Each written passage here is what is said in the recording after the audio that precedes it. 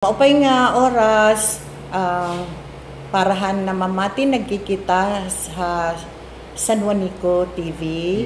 And of course, an aton buutan, nga very accommodating nga kapatid Fred Paderno. Sinya tanan niya na nga namamati. So, nagpapasabot po an aton Public Employment Service Office or PESO nga magkakamayada kitahan aton second and last mega job fair.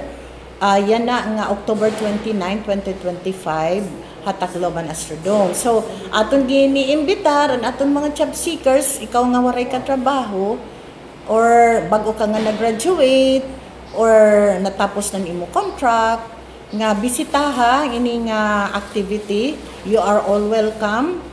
Kay magdadara kita, han aton mga employers, dinhiha local nganhin hopefully may danaton also recruitment for overseas employment.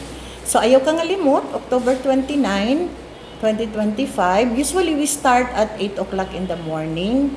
Dadaan iyo mga dokumento nga kailangan nyo ipakita hiton mag-interview ha iyo, an aton resume, an aton mga school records, kung kailangan ng school records. And if you need nga as a job seeker, kailangan ka advice para ma-coach ka, maka-attend ka, or ma-one-on-one ka employment coaching, just visit also our office. Kami din natin mga staff of PESO who are available and willing nga ma-coach ka para when you go to the battle, mga to ka dito ha job fair, maaram ka kung aanhon nimo pag answering questions, how do you dress for interviews, how do you carry yourself, ano't mga possible nga questions. So, and then para ma-increase ang imo commitment, ang imo